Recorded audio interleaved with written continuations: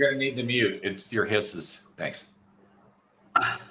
Welcome everyone. Today we have our another new episode, and we will discuss on quantum computing. We have our world famous speaker, Mr. Rob and Mr. David Smith. First, I would like to give chance Mr. Rob Enderle. What you want to discuss? Quantum computing is a very complex issue. So if you discuss with our audience, maybe they will get some specific understanding what's going on through this research project, quantum computing. Sure. So the development of quantum technology has been going on for decades. And as we move through time, the timeline for producing a usable quantum computer continued to move out as we were as we moved from the 90s to the 2000s. We seem to have a never-ending 10-year horizon for when quantum computing would actually work. Well, we're now kind of in that horizon. Companies and countries are reporting that being able to get utility out of quantum computers. The initial concept that the industry put forward was called quantum supremacy. This was the idea that a quantum computer could vastly outperform a regular computer, the kind of computer we have today that's based on microprocessors. That would be the point of entry for quantum computing. But the thought of a quantum computer being able to just generally outperform a regular computer is now gone by the wayside. We now realize that our regular computers can do a number of things, arguably better than quantum computers can, at least in terms of cost efficiency. Where quantum computers are good are with really large data sets. I mean, massive data sets. For instance, if you're going to analyze the weather patterns on the planet Earth, you need something like a quantum computer, or the tidal patterns on the planet, or you want to model the galaxy. Quantum computer comes to play because it can do massive things, and deal with massive data sets. But when it comes to smaller data sets, when it comes to just day-to-day stuff, word processing, database access, the quantum computer doesn't do you much good, and it's probably overkill. So then they come up with a concept called quantum advantage. And quantum advantage places a quantum computer in much like you would an accelerator, where certain types of workloads would be ferried like over the quantum computer would handle that particular aspect of the workload, but the regular computer would handle everything else. And so you get this kind of cooperative environment that's very similar to what we're doing with hybrid cloud right now, in terms of being able to spread the workload or send the workload where it could be most efficiently analyzed. And as a matter of fact, much of the quantum research that's being done is being done in the cloud. A lot of it, the IBM cloud, quantum computing. Intel just surfaced some quantum elements that can be attached. There aren't a lot of companies that have quantum computers on site. It's still largely experimental at this particular point in time. I believe there are a couple. IBM did allow the sale of their quantum computers, and I believe a couple people did pick them up, but they're not in production. It's just for research. Kinds of things that quantum computers can dramatically change are in areas like security, where it is believed a quantum computer, if it was run against an encrypted data set, could decrypt that data set without having the key in a matter of seconds. And that certainly raised a lot of concerns, because much of the data that's been stolen, that's encrypted, is kind of still encrypted at rest. In other words, the data is protected as long as that encryption it holds, but some hostile party holds the data. So it's just a matter of time before the technology gets to a point where they can crack that key and get access to data. And the hope, of course, is for those that lost the data, is that by that time the data is obsolete and doesn't do the attacker any good. Another concept that has to do with communications is quantum pairs. This idea that two elements remain coupled regardless of the distance that they're held, and the quantum pair idea is a way to potentially instantaneously transmit information over long distances. That's still largely in the experimental phases. Nobody's doing large amounts of data, but small elements have been sent, and proof of concept has been completed. So the question is whether now it can be scaled and made to work. It's more of a science experiment now. I'm not aware of anybody that's got it in production, but that's another area quantum computing can make a difference. Now it looks like given the results that we're seeing out of a few of the quantum leaders, companies like IBM and Google have made some inroads, that we're going to have at least quantum advantage computers somewhere towards the end of the decade. Whether they'll be just available in cloud or available on premise is probably yet to be decided, but I would expect both. And do recognize that those people that are expert in quantum computing are a very different breed than the typical computer analyst that you deal with. It is a very different skill set, and it does require you to approach the problems and the solutions very differently. So it requires a great deal of focus. So that's kind of my entry with quantum computing. It now looks like we may be within a 10-year horizon for quantum advantage, and actually providing utility, which explains why an awful lot of schools and companies are now starting to put resources in training their people on quantum computing. I think part of it is because nobody really wants to get as blindsided as we did by generative AI, which just kind of spun everybody on their head. Because we went last year from people talking about really useful AI being out also over a decade, and then suddenly it was here. It's very possible that we're going to get to quantum advantage the same way. There are enough people working on it that it would seem that it's just a matter of time before we suddenly have a ChatGPT event, and somebody suddenly has a workable quantum advantage solution, and that would spin the market probably just as heavily as AI did. Though for the average user, probably not as impactful. Generative AI can pretty much touch everybody. Quantum computing, while you may benefit from it, chances are, at least in my lifetime, you'll never interact directly with a quantum computer, but you may interact with it indirectly as it does something behind the scenes, much like an accelerator. So that's it for my opening. I'll now pass over to David, and we'll hope his sound problem is solved so we can actually hear the guy. Rob, I hope it is as well, because it tests okay. Thank you, Rob. Anything you particularly want me to call about Dr. Shreve, or just jump into it? I'll just jump into it. Rob, I agree with your comments here. I actually had the privilege of leading the very first quantum computing roadmap done inside of the government a long time ago.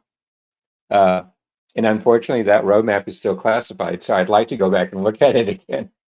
But quantum computing is one of the many different computing approaches. We have our classic CMOS, which is what we have most of our computers today. We have quantum, we have biological computing. We even have analog computing still being used. One of the very first recognized computers, Babbage Loom, was an analog computer. And we have variations to them.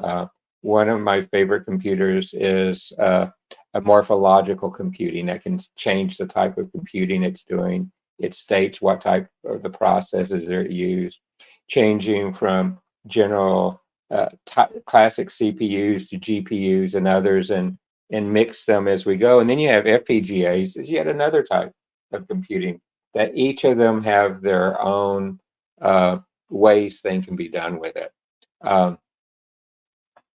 Quantum computing is very different than classical computing.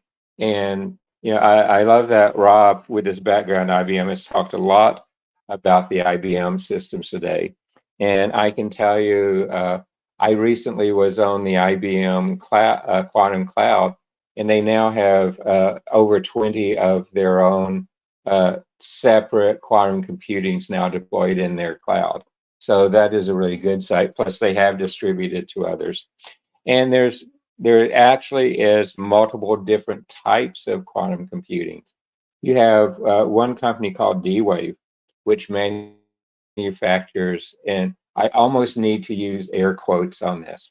It's a quantum computing-like computer, not really quantum computing, but it uses some of the approaches of it. Quantum computing has been used for quite a while in some explicit parts of the government. And there was a lead-lag relationship between quantum computing being there and it beginning to move into the commercial sector, and a fairly significant lag. Quantum computing is great for solving problems that it can do. Um, and you see all of that. The other thing that's very interesting to me is you are seeing companies like IBM and like Intel and others moving from quantum computing computers to more quantum computing chips. IBM is scheduled to release their, probably about now, their 133 qubit chip as a quantum computer, as opposed to the initial array that, Rob, I remember it was about the size of a large refrigerator, quantum computing, that had 133 qubits in it last year. So we're seeing progress tremendously going across the way. There's a couple of things you really need to understand about quantum computing. And one of them is that the type of processing that is great for quantum computing. Rob mentioned its role in cryptography and how a quantum computer is great about crunching the numbers to do that. Another place quantum computers are great is helping forecast weather. Another one is looking at things like protein modeling and the global crisis of the COVID pandemic shows that scientists need a different tool to model a single protein. And this is an example of a very complex problem that quantum computing is really well designed to. And quantum computers can be used to really try to overcome some of the limitations of complex problems by using the physics of quantum mechanics, as Rob said earlier. But here's a couple of the different things. Classic computing that we use is a tool for performing sequential operations and storing information. However, it's really difficult sometimes to find solutions to wicked problems, chaotic problems, since it is modeled on the basis of linear mathematics and a very simple structure there. Quantum computing, though, is a suitable candidate in solving nonlinear problems, as it has a nonlinear property of nature. And that being said, quantum computers really are not suitable for all types of solving problems in computation. For example, supercomputers really, when you want to boil it down to the basis, they are really limited to solving linear problems. And yes, they can be complex ones where you examine multiple different linear problems all at one time. But they really are a linear problem solving approach as you look there. And then you begin to see all different types of them. Like I said, you see something like quantum annealing, which is the D wave. You see things with quantum circuits, which are really there. Rob and I both have talked about some of the quantum cloud we're seeing. We're seeing another one called quantum cognition, where it's beginning to move more into a mimicking and modeling of concepts based on our neural capabilities. Rob mentioned quantum cryptography and others. There's another view of quantum computing that I love, and it's called quantum neural networks. And it's a combination of the classic artificial neural network models and quantum computing. And that is really coming together pretty well. And we see it happening. The other thing I'd like to say in this little part, and it kind of goes without saying, is quantum computing, yes, it can be used for artificial intelligence, But if you look at the type of threading that artificial intelligence, particularly as we go to the more advanced forms of artificial intelligence, really need to approach that's more nonlinear than quantum. And my candidate that I think is going to be the big breakthrough for large scale artificial intelligence is biological computing. I also led the first roadmap on biological computing. And the way it threads, the way it works, the way it can parallel, come back, update, and go out again really makes a lot of sense when you look at complex artificial intelligence problems. And there are a few biological computers today being used for production in some very specialized areas, just like it was during the early days of quantum computing. But those are some of my initial thoughts on this, Dr. Sharif. There's just so much happening in quantum computing that's unreal. Oh, the last thing, what hurt the early days of quantum computing was a lack of tools. If I go back and look over the last year, many companies have come out with tools and models and frameworks explicitly designed for quantum computing. One of the companies here in Austin where I live called StrangeWorks, it actually is a company that does nothing but makes tools for quantum computers to use in the quantum domain. So Sharif, thank you. That's my opening.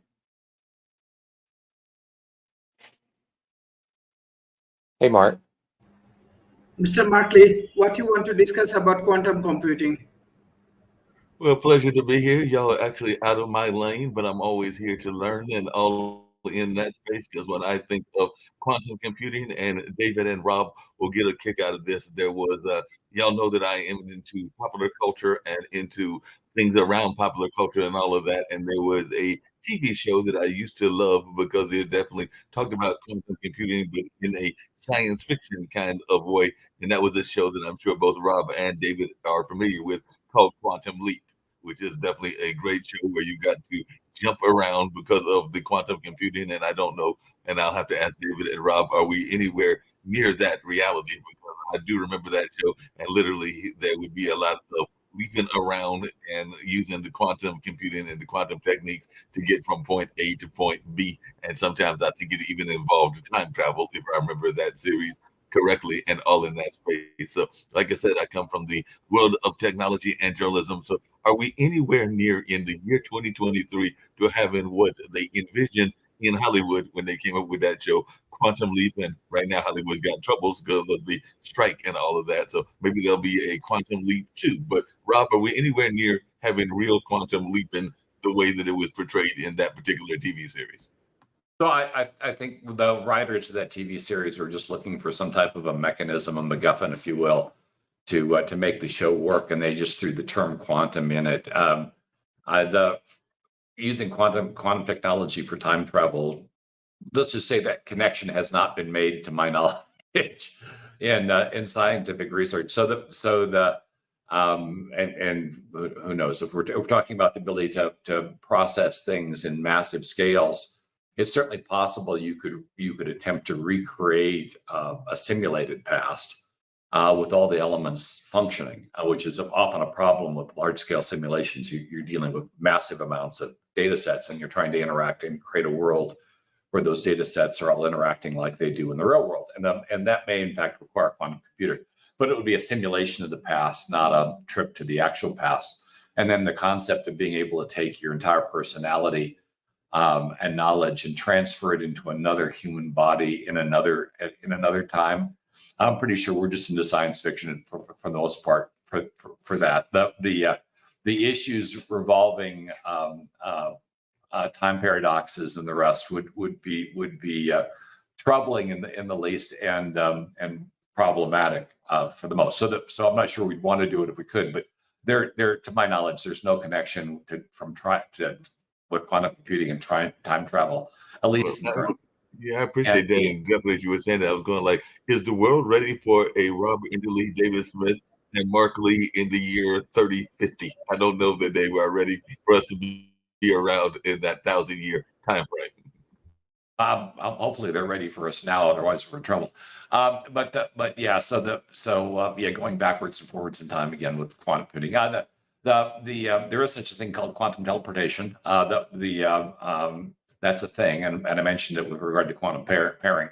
But the long-term issue, of course, of teleportation, whether we're talking molecular deconstruction or I think with quantum technology, it'd be more creating some type of a digital clone at distance. But the issue always is if it's a digital cloning technology, what happens to the original when you do that? And if it's a molecular deconstruction technology, I think you could argue that basically you were killed and then rebuilt. So whether the you that was created at the distant point is the you that you are would be a question. And of course, Star Trek has explored that on and off to some extent. But anyway, we're kind of far afield from quantum computing, which is mostly a brute Yeah, force. it's mostly y'all lane, and I'll leave it to the experts to talk about that. I am going to tease you, Rob, because I know that's the quantum computer, and you're getting ready to make the quantum leap off to your right-hand side. Don't try to fool me. I see the equipment over there.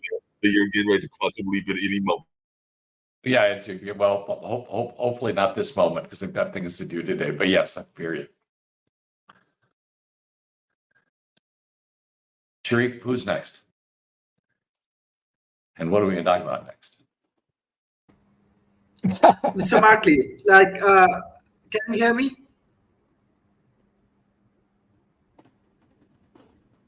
Yes, I hear you.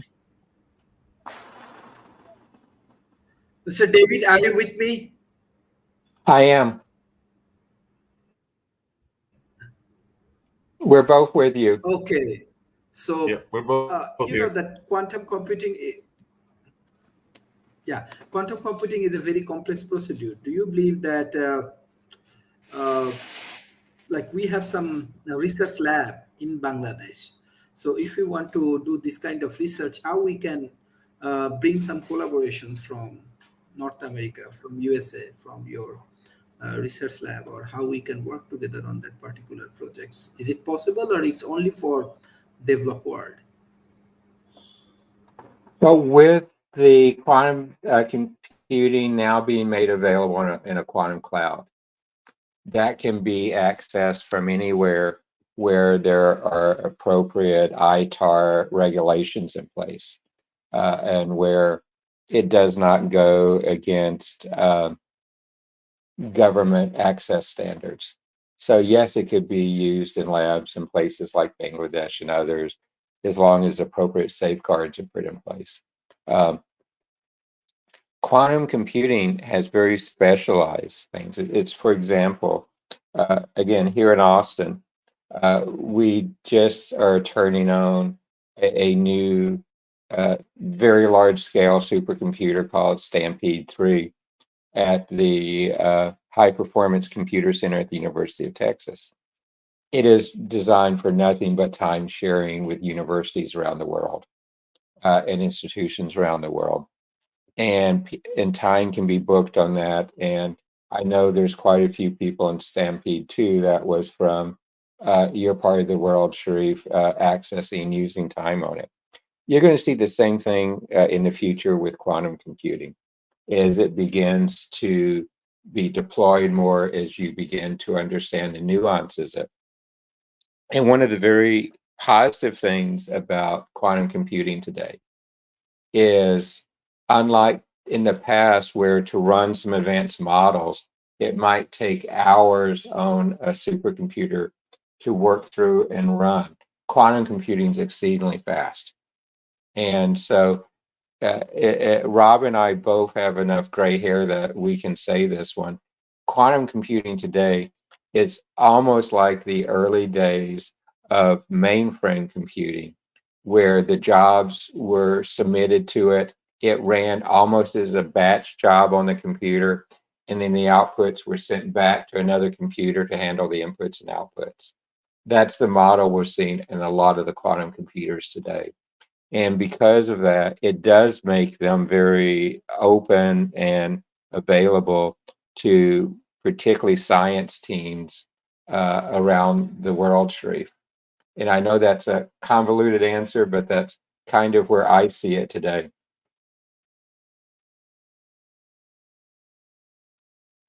Well, to develop competence in quantum computing, it's certainly very math heavy, but it does require you to build the capability in turn. I mean, you have to have a core skill set, and that core skill set often comes out of physics as opposed to out of computer programming. So that because the underlying concepts of quantum computing, at least at this particular phase, are less about mainstream IT and more about science. And so you would, I mean, if you're going to talk about collaborating on any technology level, you first have to develop that competence, core competence in that technology level before anybody's going to take you seriously. And generally, that means you're probably going to have to send people out to schools that are teaching quantum physics or take if you have schools that are teaching that and have competency in that area, then encouraging at least some of the students to transfer over into coding, so that you get those that bridge skill set that allows somebody with a knowledge of how to use the technology, the skills in order to interact with various cloud resources that you'll otherwise be learning. The IBM cloud is available and I believe still free for schools to do research on, and that's how you develop competence. But do recognize that while I would encourage students to pursue quantum computing as a course of study, because it does look like we're on a threshold of a breakthrough, and when we have these breakthroughs, then the demand for talented and skilled users of the new technology kind of goes through the roof. And while we haven't crossed that particular line yet, close. And it is likely that if you're on a 5-year program, by the time you complete the 5 years, you'll be in the. I say that, but until we have a full-on operating quantum computer, there's of course always risk. It's just that right now it looks like the terms that are in place are promising enough that I believe we'll begin to see a fairly significant ramp in quantum computing skill demand towards the second half of this decade, and that would be about the time you'd be needed. So probably the best path for an emerging economy to approach this particular problem is to begin educating people in those core skill sets. We do recognize that the initial jobs in quantum computing will probably mostly exist in developed countries, at least initially. And that would mean you're training your people to largely work elsewhere. The idea of remote work is in decline again now. And so there is some risk if you're talking about 5 years from now, keeping the students in country, so that contributing in country, then quantum computing may not be your best choice as far as a skill set, because I believe that they're going to find the better opportunities in developed countries as they come out. And then you may experience a brain drain as you're training people for a technology that will only be utilized out of country, at least initially. Now, there will be a clearly necessary skills required to help implement the technology, sell the technology, and those skills will be deployed globally and in country. But those will typically, with regard to selling technology, you don't need a deep understanding of quantum physics to sell a quantum computer. Any more than you need a deep understanding of computer engineering to sell a regular computer. Sales is very different. So you don't necessarily need to develop a skill set for sales, and for service, probably not so much either. These machines tend to be fairly discrete. Most are operating in right now, and Dave, could you your whatever you're doing is creating a lot of noise. Thanks. So it's kind of like talking through the surf. The nature of developing the skills of your in country, I'm not sure, unless you really want to create a quantum computing core of excellence, which would be a significant commitment. I mean, you'd want quantum resources in country. You'd want to be working on some of these quantum solutions, either in partnership with Intel, IBM, or any one of a number of companies, Google, in terms of developing the technology. But In a developing nation, I've got to think there are other things that would provide revenue far quicker. Technologies to mitigate global climate change would probably be would provide better in-country benefits shorter term that I think a quantum computing focus is going to provide. Remember, quantum computing is really focused on analyzing massive data sets, creating unheard of breakthroughs in areas that haven't seen those breakthroughs and that haven't been able to reach those breakthroughs. It is a game-changing technology, but for certain kinds of problems. And the kinds of problems emerging countries tend to have are more, blocking and tackling, making sure people get, food, making sure people get water, making sure that electricity is on and reliable. These are things that quantum computing won't help with, and at least not near term. And so the level of priorities focus on quantum computing, at least in an emerging economy, would seem to be misplaced. Because the kinds of problems quantum computing will solve, while they might be related to some of this stuff, are kind of more on the cutting edge of technology. And if you're not able to keep power on reliably, then that's a much higher focus for your underlying effort. So I would recommend, at least with regard to areas of focus, green energy, mitigating climate change, new building technologies. All of those would make more sense because they'll address more near-term problems for the local economy than quantum computing will. Quantum computing will be a game changer, but it won't be the kind of game changer that generative AI is. Generative AI can touch everybody, and generative AI does have a high ability to be able to solve problems in an emerging economy, much like it does in a developed country. Quantum computing just doesn't look like it's going to have that breadth, at least not initially. And the nature of the problems that it's focused on would suggest you'd probably be better off just acquiring that technology rather than building that competence in-house. Unless there was something else about material science, technology breakthroughs, or something that one of the universities has already cut through and developed an advantage with, then my advice would change. But I'm not aware of that in Bangladesh or occurring in any of the emerging economies. They tend to be, for the most part, not on the cutting edge of technology, and for good reason, because their focus needs to be a little bit more on the fundamentals that the country's dealing with. So that's my thought and advice.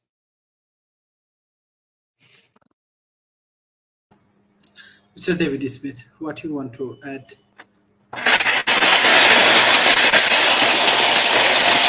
The age of quantum is actually right upon us. We've made great progress. We've seen quantum being delivered to customers around the world. We're seeing quantum computing being developed in many other countries as well. And that is going to have a significant impact as we look going forward with what we can do with it and how we can begin to work with it. For example, in China last year, they opened a 10 superconducting qubit processor, a company called Budai, that is being used for quantum processing. And they've just completed the design of a 36 qubit superconducting quantum chip working there. Alibaba in China also is working on developing their own quantum computers to use there. In Japan, Fujitsu is probably one of the companies that is having the lead there. And they have produced the first Japanese quantum computer there. It has 64 superconducting qubits, which is a little bit smaller than what we were seeing at IBM and some of the others over here. India has pledged 80 billion rupees to quantum computing technology. And what's interesting about this in India is most of that is going to go to photonics technology, optical technologies for satellite-based quantum computing. And in India, their research in developing the quantum computing there will be a innovative quantum photonics hybrid computer to begin to do processing. So there's a lot beginning to work on that. That work is being done at the Roman Research Institute in Bangalore. So there's a lot beginning to go on internationally as you begin to look at it. And we're seeing the progress going forward as we've moved into the different areas. And we're seeing an increased further subdivision of the nuances in quantum computing. And we're seeing a rise of even more hybrid approaches to quantum computing. One of the research programs I'm tracking pretty closely in quantum computing is a analog computer and a quantum computer being added together, and particularly as you begin to look at some of the more large scale challenges, beginning to look at, for example, new materials and new material science. We're beginning to see it used more in omics as a way to begin to look at some of the futures.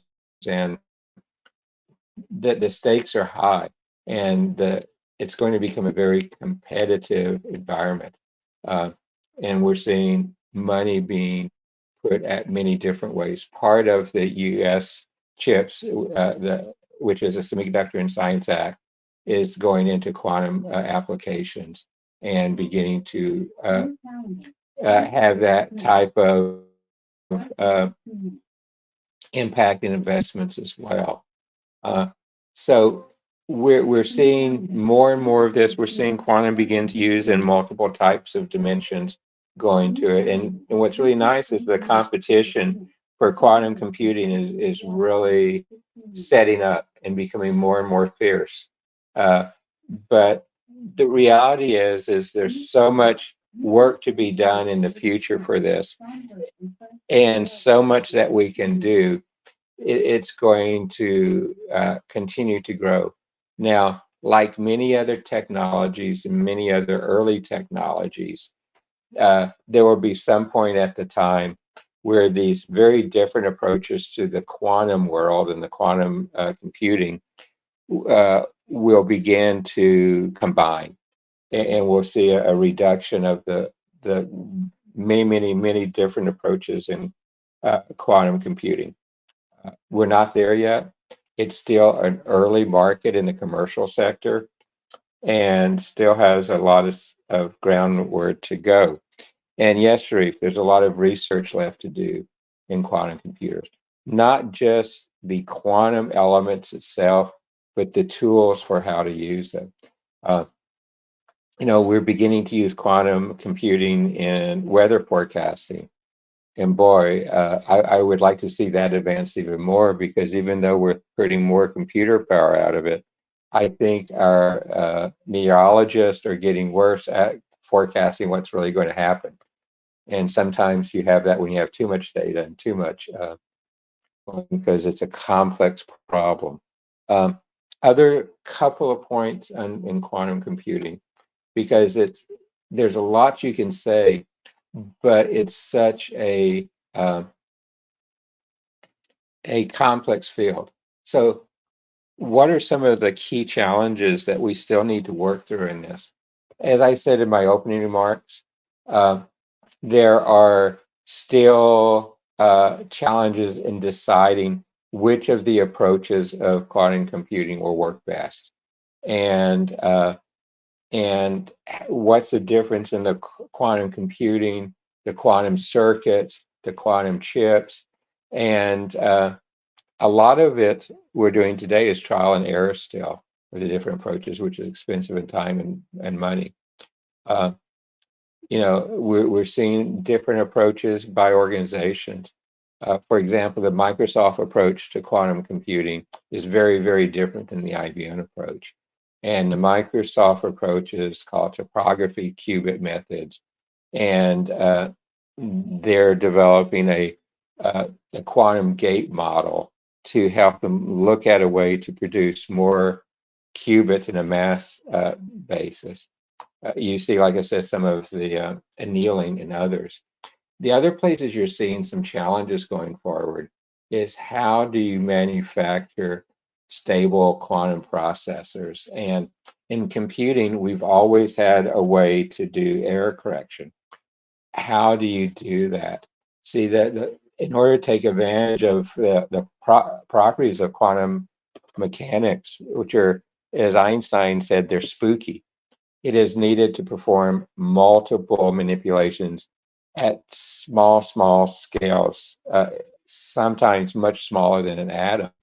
And the small scales cause stability and error verification problems. So there's work going into that area quite a bit. Another area is how can I maintain the extreme operating conditions? Most of the quantum computers today operate in a very cold environment so that they can do superconducting and begin to use them there.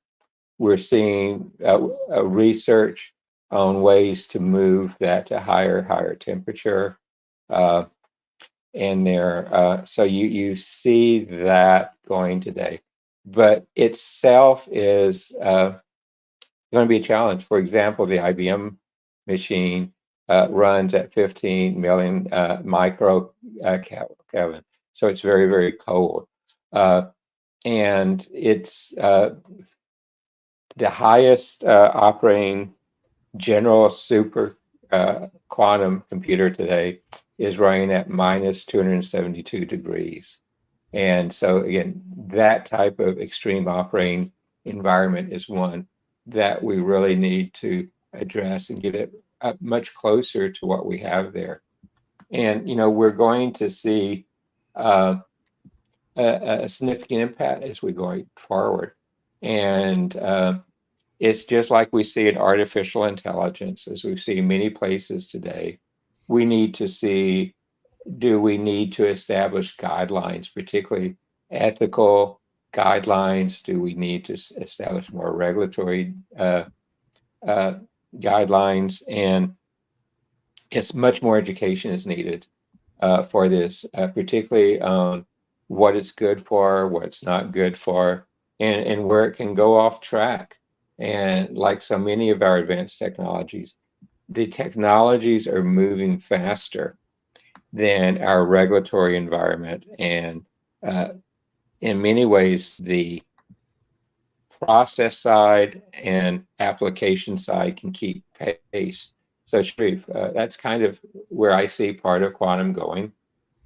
Hey, David, quick question for you. Since you're talking about quantum, and I definitely am fascinated by it, even though it's totally out of my lane. But, we're in the middle of a heat wave that is going across the country. And you mentioned quantum as a weather tool or a weather instrument and all in that space. So what are some of the ways that quantum can help? Because I know that earlier today, I got up in the middle of the night, don't ask me why, and I was sitting there looking at the time and temperature, and I'm going like, it's freaking 80 degrees at 12:30. And so I knew I was destined for a 100-degree temperature here in North Carolina later on. So that being said, is there a way that we're going to see quantum used in weather and all in that space? Because you kind of mentioned it. I know a lot of people around the globe are very much concerned about weather, because weather isn't just hitting Durham, North Carolina, and even there in California and Texas, but it's hitting even India and Bangladesh and Europe and a number of other places. So what are some of the ways that we can see quantum technology and quantum computing being used in the weather space? Well, it's used very much there today to run the different weather models. So if you go and look at the different centers, what they've done is, where in the past, many of the meteorologists only looked at a few models, they're looking at minis now. With this being the hurricane season here, and I'm on a state that is often the target of hurricanes, there's something called the spaghetti models that you see. I can remember a couple of years ago when you saw like 4 different spaghetti models. The ones that were being produced looking at the disturbance that's coming from Africa across the Atlantic right now, I counted no less than 25 different spaghetti models. that were put together on where that hurricane might go. So you're seeing that, but what you're seeing more and more in weather is it's something that Rob talks about often, I talk about some, is the use of these digital models. You're seeing more and more of that type of modeling being used in weather. You're seeing the ability to take account of more data. For example, we're now seeing all the sensors, all the buoys, all the weather temperatures for seawater, ambient air, humidity, wind pressure. All of those are now taken into account in models that, because of high performance supercomputing and because of quantum computing, those can take many, many more factors and put them in there to try to make it accurate. Now, would it bring me rain here in Austin, which I poorly need? It won't help me there, but it will kind of help me see what my chances are. I have some of my friends look crazy at me. I would like a couple of hurricanes to hit the southern Texas coast and come up the middle of the state to dump some water in the main lake outside of Austin, which is over 75 feet low. Because it's getting low enough, there's some places where my boat won't go anymore. And it's getting tough to get down to my marina because I'm now having to walk across about an extra football field and a half of shoreline to get down to the water. So I'm taking less and less to the lake. But quantum computing, because of those natures of running those models and running the models again with new variables, running the models again with new variables, running them again with new variables, that is where quantum computing will excel. And it's a very important application of it. And let me just say one last thing kind of on this. We're beginning to see what is possible there. We're beginning to work through these approaches, and things are really getting serious, and international competition is really beginning to come up, and it's going to have some profound impacts of where we're going and what we can do with quantum computing. And there is still, though, a whole lot of unknowns in this field. And that is why collaboration is really important right now among facilities. Companies like IBM, Microsoft, Amazon, all these others.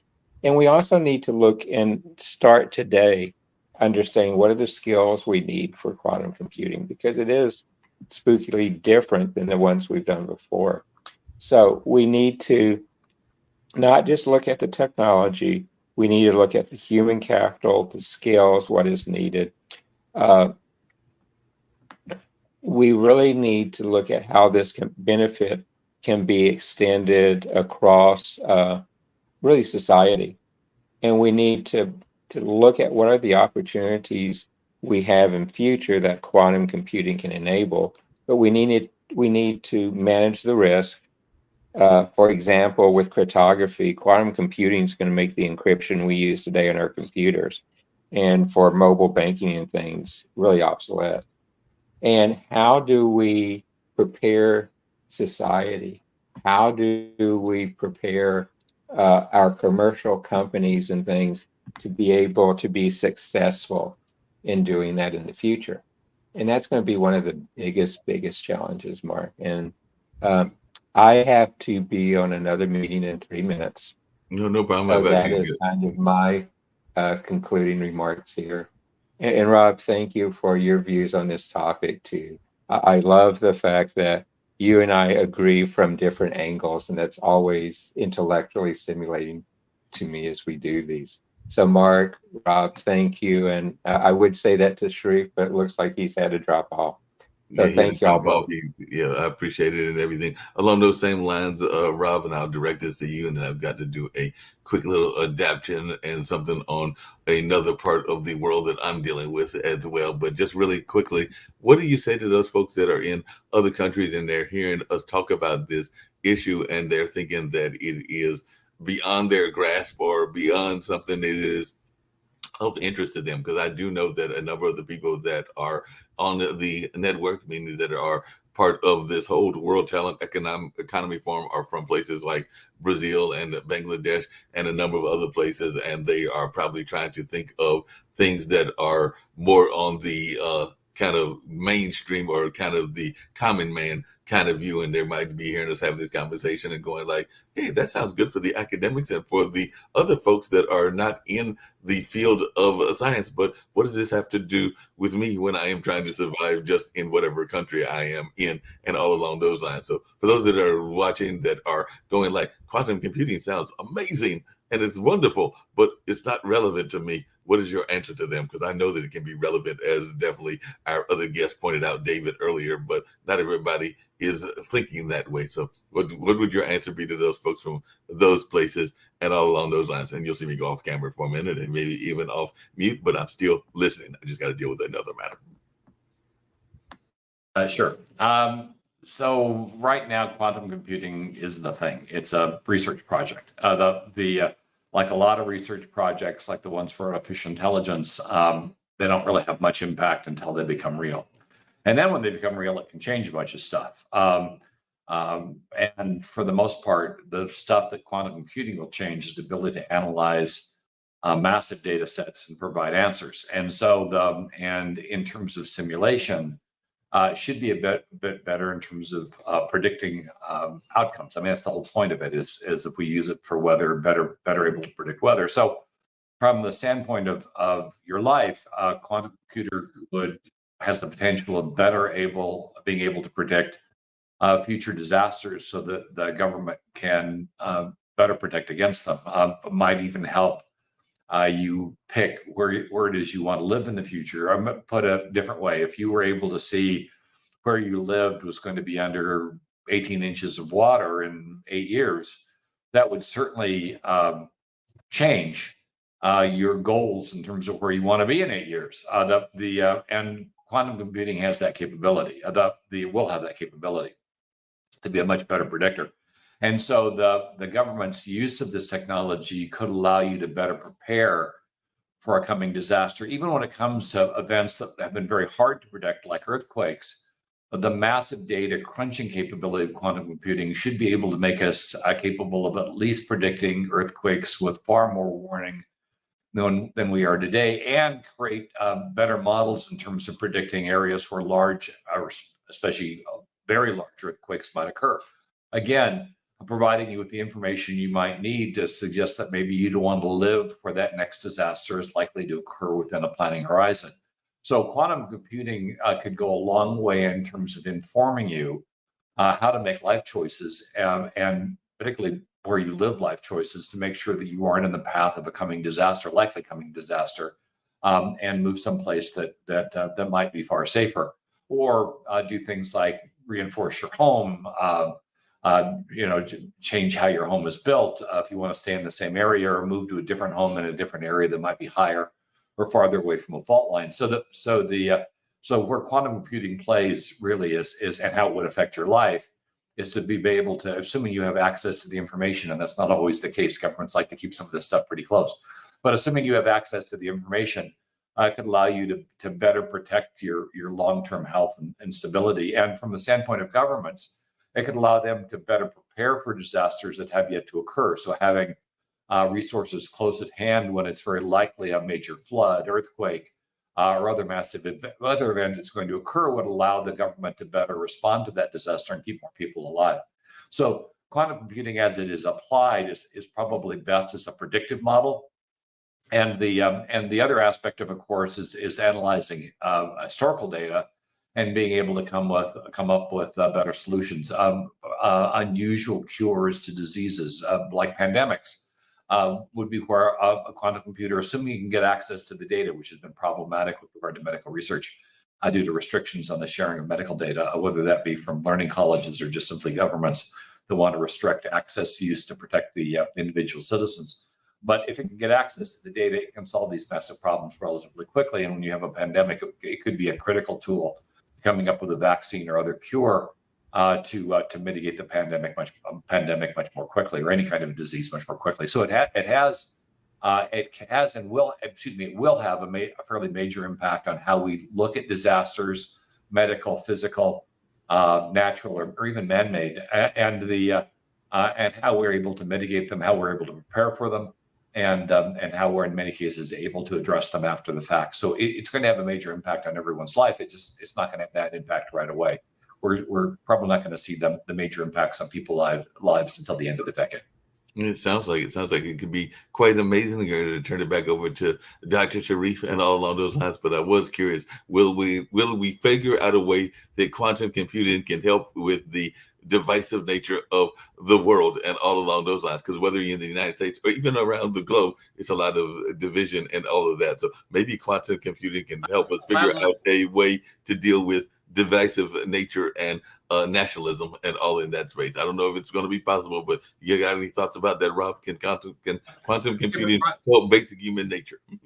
Yeah, so if you're talking about human nature, you need something that better emulates people, and quantum computing is not that mechanism. Biological computing, which David brought up earlier, is making great inroads. We have a large biological supercomputer now that has been turned on, and it thinks and acts much like a human brain is, brain-bred, and it's much better at trying to emulate people. So if you're trying to understand the dynamics of populations, you might be better off with a biological computer, because it will be better able to emulate how people think at scale, and that way you can come up with more and better ways to manipulate, to convince, whatever you want to do, to try to break down the differences between your social bodies and create a greater consensus. But I don't think a quantum computer, other than being able to point out massive trends much more quickly, is the right technology to be able to mitigate the problem. I think a biological computer